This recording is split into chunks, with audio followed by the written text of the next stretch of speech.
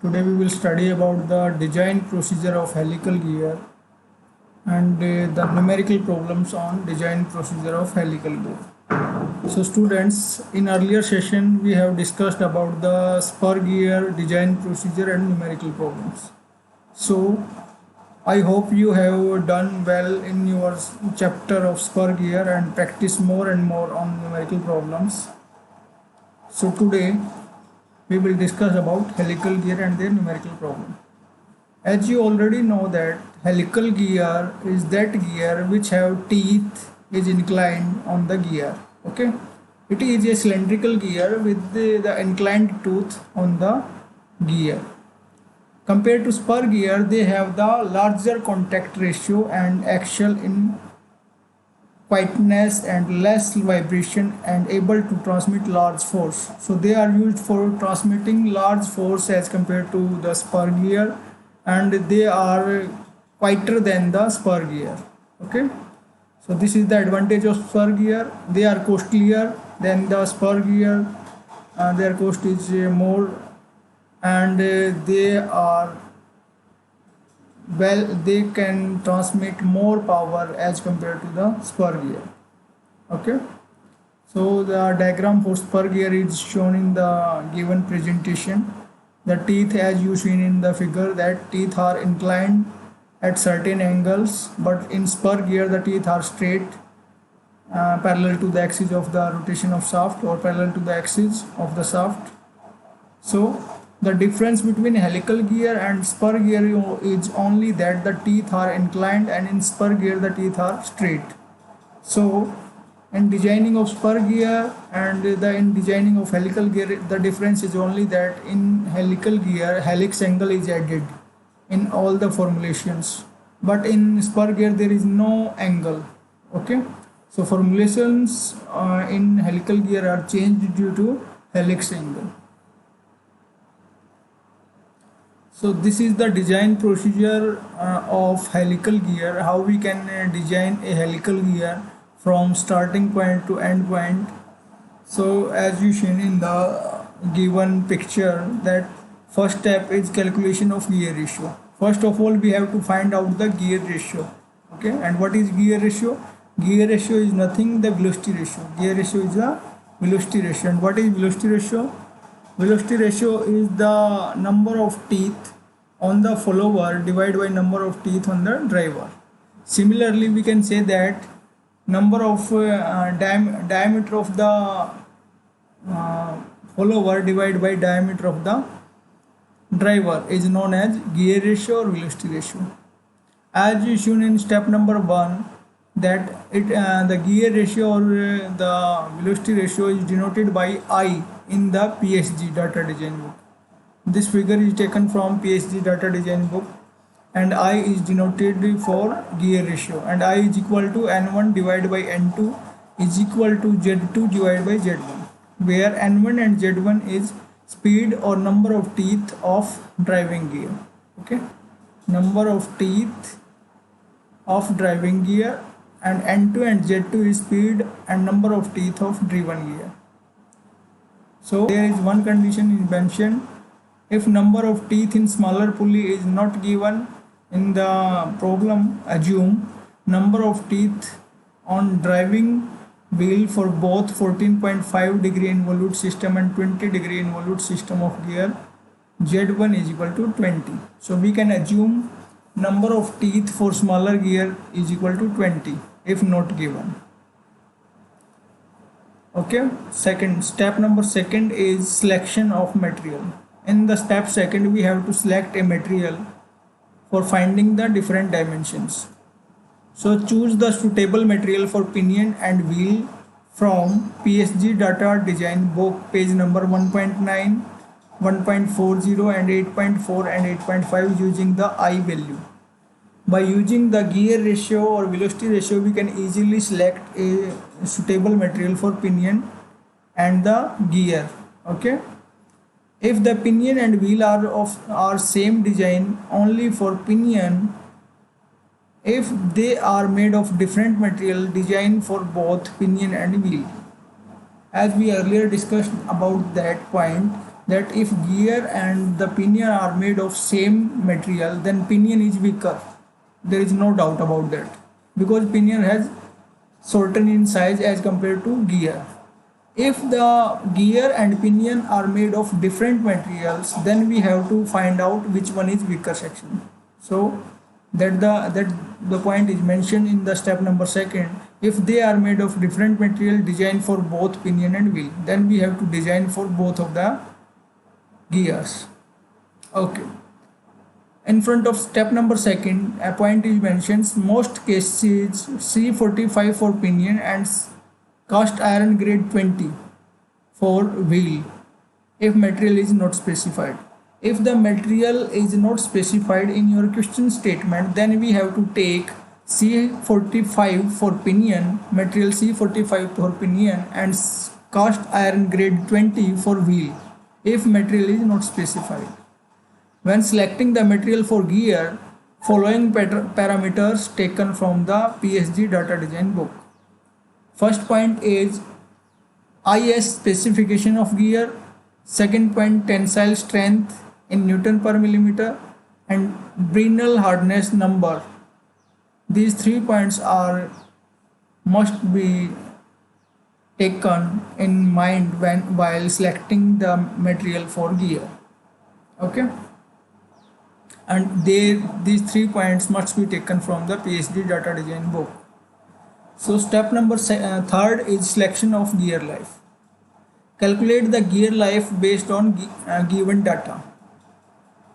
Gear life in hour, gear life in minutes. We can find out gear life in hours and gear life in minutes.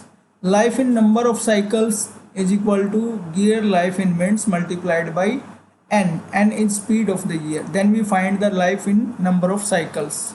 If we multiply gear life in minute with n means speed of gear, then we get the life in cycles.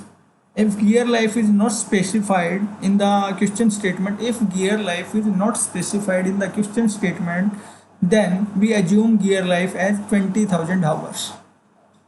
Okay, next step number 4, calculation of initial design torque. So first of all, in first step we have to find out gear ratio. After that, we have to choose a stable material for pinion and gear. If not mentioned, then select from the data design book. Step number 3, selection of gear life.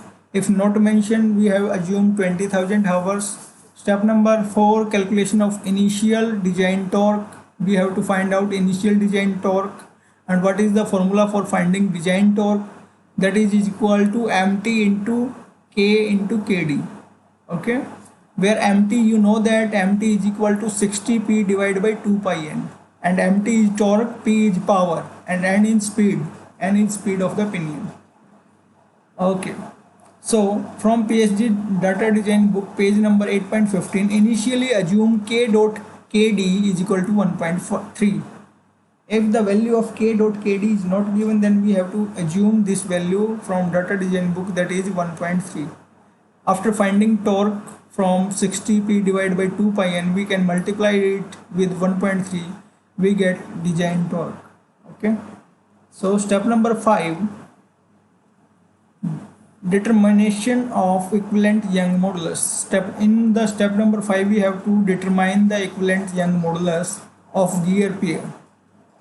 And determination of equivalent Young modulus, that is denoted by capital EQ of gear pair. So this is easily calculated from PSG data design book, page number 8.14, table number 9.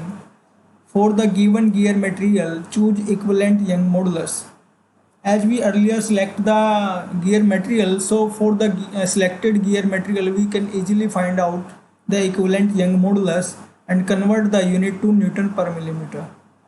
Okay, if both gear and pinion is made by same material, then the equivalent Young modulus taken from PSG data design book. If gear and pinion made by different material, use equivalent Young modulus formula from PSG data design book, determine equivalent Young modulus for both pinion and gear. So these are the 5 steps in design procedure.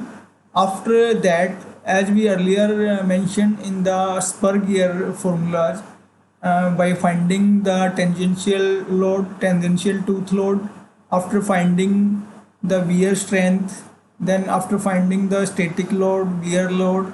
So these formulas are same, but we have to change some dimensions, because as you know that in the helical gear there is a helix angle is provided, but in spur gear there is no helix angle because the teeth are straight. So for what are the changes in the formulation of the helical gear? There is only change of the helix angle is added in their spur gears. Okay, we will discuss it later now.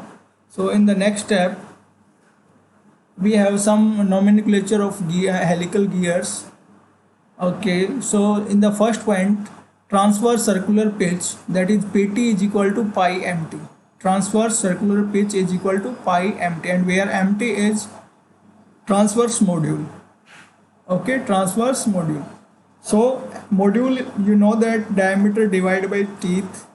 So mt is replaced by diameter divided by teeth, and then it may be equal to Pn divided by cos beta, and where Pn is circular pitch and Pn is equal to Pt multiplied by cos beta. Pt multiplied by cos beta, and Pt is transverse pitch and cos beta is, you know that beta is a helix angle here.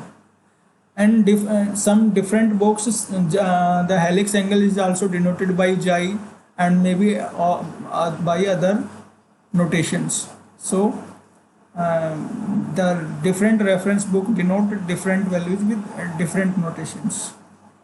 So axial pitch is equal to it is denoted by Pa and is equal to Pt divided by tangent beta, and Pt is transverse pitch and tangent beta, as you know that beta is a helix angle, and from here we easily find out transverse pitch, axial pitch and the circular pitch. Okay.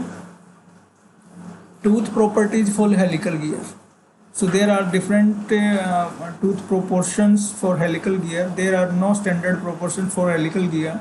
The proportions recommended by American gear manufacturer, that means AGM Association, AGMA, are as follows.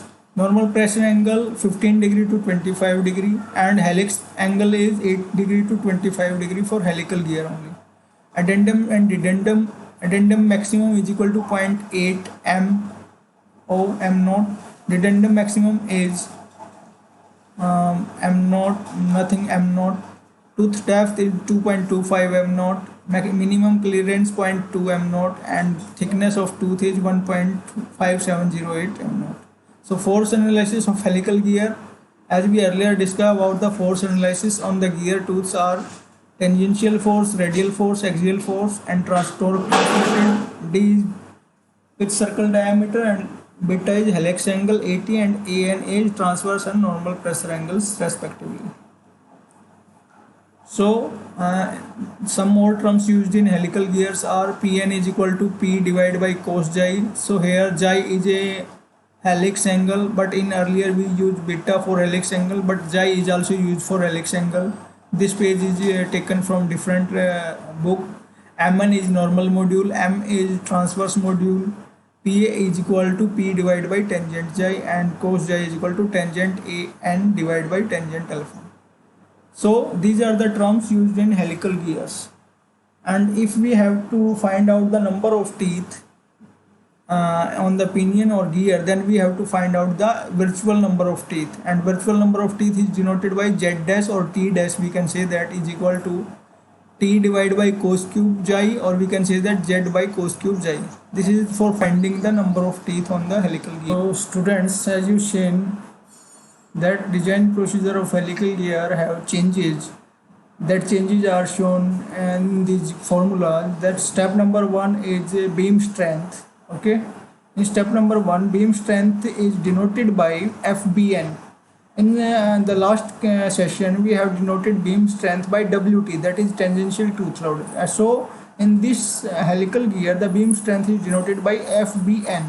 Okay, so FBN is equal to what? FBN is equal to sigma B dot B into mn into y dash divided by cos xi. Here xi is for helix angle. Okay, as I already discussed about that, the helix angle is denoted xi by some books, and by beta by in some books, and that is also alpha is also denoted by helix angle. So in the PSG, the helix angle is denoted by xi. Okay, so FB is a beam strength is equal to sigma B is a bending stress. Okay, B is face width here, Mn is a nominal or normal module, where y dash is a Lewis form factor for helical gear. Okay, so as you know that PT is what? PT is a transverse pitch. Okay, and PN is a normal pitch.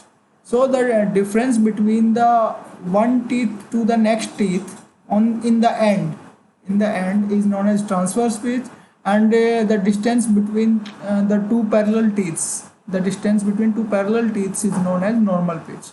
Where axial pitch is what? Axial pitch is the pitch from where the teeth meets to the horizontal. If the teeth of the helical gear is make forwarded, and where it meets at horizontal is known as axial pitch. Okay, that makes the axial pitch, and that angle make with the horizontal, that the teeth of the helical gear make angle with the horizontal is known as helix angle. Okay, so it may be clarify you about few doubts. So what's the difference between spur gear formula and the helical gear formula is only that in this formula the formula is divided by cos of xi, and where xi is a helix angle. Okay, that is the difference between the spur gear formula and the helical gear formula. That is the one difference. Okay, so next is a Lewis form factor, and what is the change in the Lewis form factor formula in helical gear? In the previous spur gear Lewis form factor formula, we take Z, where in this helical gear designing we take Z dash. And what is Z dash here? Z dash here is a virtual number of teeth or formative number of teeth, and Z dash is equal to what? Z dash is equal to Z divided by cos of xi, and where cos of xi is, you know that cos of xi is a helix angle. Okay, so here we also denote that is in the noted section, Z dash is equal to Z divided by cos cube of xi. Z divided by cos cube of xi. So in for Lewis form factor we use Z dash, and Z dash is equal to Z divided by cos cube of xi. Z is number of teeth on the pinion or maybe gear. Cos cube xi is a helix angle. So if Z dash is changed, then D dash also change. D dash is a diameter, circular diameter or pitch circle diameter. D is a pitch circle diameter, and D dash is a virtual pitch circle diameter, and that is equal to D divided by cos square xi. So you know that the every dimension is changed due to the helix angle. So teeth number of teeth is also changed. Pitch circle diameter is also changed due to the helix angle. So we change the formulation according to the helix angle. So what the next change? Face width is always greater than or equal to 1.15 pi mn divided by sine of xi. So mn is, you know that, normal module, and pi is a constant value 3.14, xi is a helix angle. So it is always greater than or equal to this value, and this may be between 9 mn less than equal to b less than equal to 15 mn is a normal module. And what's the next change? Check which is weaker, gear or pinion. This is also used in last spur gear design. So we check for the pinion and gear which one is weaker if the material for the pinion and gear are different. After that we check for wear strength. So the formula for wear strength is also changed for helical gear. In the previous spur gear design we use dp, b, q, k, but in this spur gear design we use dp dash, b dash, q dash, k dash, because there is helix angle is added. So we use dp dash. The formula for dp dash is also changed. The formula for b dash changed. Q dash is, you know that q dash is what? Ratio factor, and k is, you know that, load factor. So these formulas are changed due to the helix angle.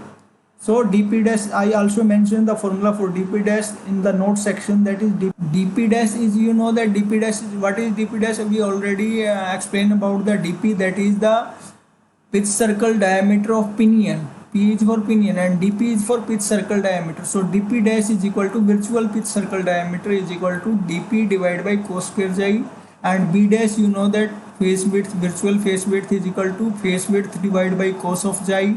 Xi is again a helix angle. Q dash is a ratio factor and Q dash is equal to 2 Tg dash divided by Tg dash plus Tp dash, or Zg is also teeth on gear and Zp is teeth on pinion.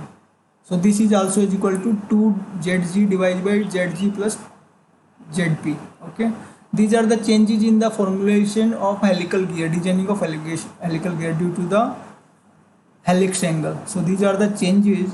Okay, in the next section we have to find out effective load on helical gear, and what is the formula for effective load is equal to Ft maximum divided by Cv. Cv is what? Cv is a velocity factor. Okay, and Ft maximum is Ka Km into Wt, और Ft का formula आपको पता है. What is the formula for Ft is P divided by V. P is power transmitted and V is pitch line velocity.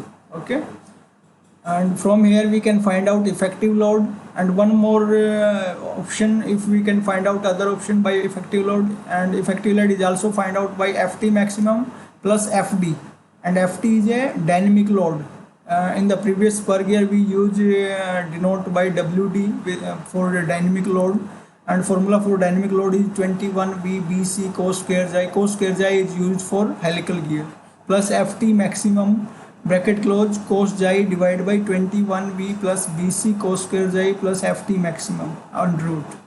Okay, so this is the formula for helical gear. So again we check for Fb is greater than Fw, wear strength. So the beam strength is always greater than wear strength for safe design. Okay, and again we have mentioned steps how to calculate the formulation or how to calculate the numerical. So these are the changes in helical gear in comparison to the spur gear.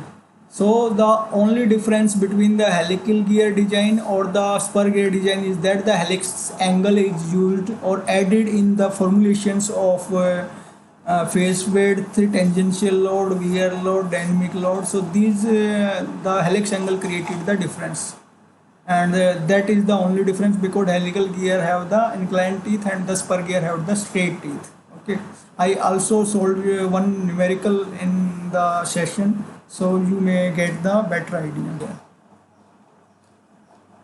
Okay, this is our first numerical of helical gear. A helical cast steel gear with 30-degree helix angle has to transmit 35 kilowatt at 1500 rpm.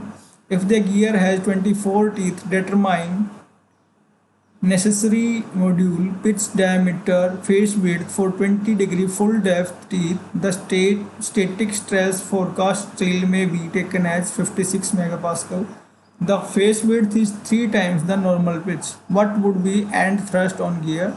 The teeth factor for 20-degree full depth involute gear taken as 0.154 minus 0.912 divided by equivalent number of teeth, where Te is represent equivalent number of teeth, and take Cv, velocity factor, is equal to 15 divided by 15 plus V. So students, there is a given data which is mentioned in the figure, that is alpha is equal to 30 degree, or we can say that it may be denoted by beta or it may be denoted by xi, that is helix angle. P is power transmitted 35 kilowatt, speed 1500 rpm, number of teeth, that is on pinion 24, and it is given. Allowable static stress 56 megapascal, and face width is equal to 3 times of normal pitch. Okay, and after that tooth form factor is also mentioned, y dash is equal to 0.154 minus 0.912 divided by equivalent number of teeth. So we have to find out module, pitch diameter, face width, and end thrust. So in step number 1, to find module, apply Lewis equation. And what is Lewis equation? Sigma naught into Cv into B into pi into m into y dash. So this formula is also used for spur gear, but in this formula we have to change some values. There we take b, where the value of b is equal to b dash divided by cos of helix angle. Okay, b, that means b, how we can find out the value of phase width? B is equal to b dash divided by cos of helix angle. Cos of helix angle may be denoted by alpha, beta, or maybe xi. So b is equal to b dash divided by cos of xi. So how we can find out the value of Wt? First, Wt is equal to P divided by V, where power is given, and V is equal to pi dn divided by 60, and where diameter is equal to mt. M is module and T is number of teeth. So number of teeth is given, and we can take this value of V, which line velocity, in module and put this value, and we can get the answer of Wt in the form of module. After that, the second condition is given that phase width is equal to 3 times of normal pitch. So the formula for normal pitch is Pc cos alpha. Here alpha is used for the helix angle, and Pc is equal to circular pitch is equal to pi into module. So from here also we get the phase width in module, calculation of value of phase width in module. And after that we have to get the value of Lewis form factor y dash, and from here the equivalent number of teeth, that means Te is equal to T divided by cos cube alpha. As you know that T is number of teeth and cos cube alpha is helix angle. So by putting these values we will get the equivalent number of teeth, and from here this is the answer of Te is 36.95, and by putting this we will get the Lewis form factor. After getting the value of Lewis form factor, calculating the value of Lewis form factor, that is 0.1293, and also find out the value of velocity factor that is given in the statement 15 by 15 plus b, and 15 divided by 15 plus b is in the module. The value of, or the calculation of v is in the form of module. By putting these values in the first equation, that is the tangential load on the tooth, we will get the calculation for module. Okay, the calculation for module is 5.53, and that is, we can say that 6 millimeter, and we can also find out the face width from there. And by finding the face width we can easily find out pitch diameter, and after finding pitch diameter we can find out different forces acting on the teeth, that is axial force, tangential force, and the radial force. Okay, so this is the first numerical which we have to calculate, we have calculated, and with the help of these we can easily find out different numericals on helical gears.